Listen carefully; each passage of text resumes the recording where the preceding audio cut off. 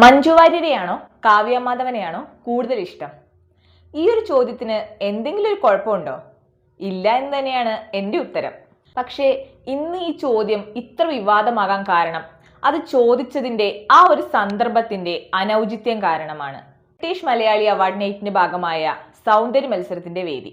സൗന്ദര്യത്തോടൊപ്പം ബുദ്ധിയും വിവേകവും കൂടി അളക്കാനുള്ള ഈ ഒരു അവസരത്തിൽ do you prefer Kavya Madhavan or Manju Warrier? ഇതിൽ ആരെ തെരഞ്ഞെടുത്താലും അതിന്റെ കാരണം കൂടി വിശദീകരിക്കണം. വിധികർത്താവായ ശോഭാ വിശ്വനാഥിന്റെ വകയായിരുന്നു ഈ ചോദ്യം. സംഗതി വിവാദമായപ്പോൾ ഈ ചോദ്യത്തിന് പിന്നിലുള്ള സതുദ്ദേശം കൂടി മനസ്സിലാക്കണം എന്നൊരു ന്യായീകരണവുമായി ശോഭാ വിശ്വനാഥ് എത്തി. എന്ത് ഗുഡ് ഇന്റൻഷനാണ് ഈ ചോദ്യം കൊണ്ട് ഉദ്ദേശിച്ചത് എന്നുകൂടെ ഒന്ന് വ്യക്തമാക്കിയാൽ നന്നായേനെ. രണ്ട് വ്യക്തികൾക്കിടയിൽ വലിയൊരു വിവാദം കാലങ്ങളായി തന്നെ നിലകൊള്ളുന്ന ഈ ഒരു സാഹചര്യത്തിൽ എങ്ങനെയാണ് ഒരു പൊതുവേദിയിൽ ഇവരെ തമ്മിൽ താരതമ്യം ചെയ്യേണ്ടത്?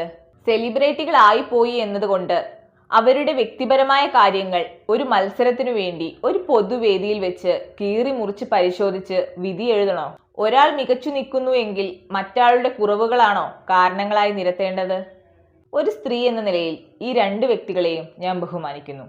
പ്രണയിക്കാനും തെറ്റുകൾ പറ്റാനും മനഃശക്തിയോടുകൂടി ജീവിതത്തെ മുന്നേറാനും രണ്ടു പേർക്കും അവരുടേതായ കഴിവുണ്ട്.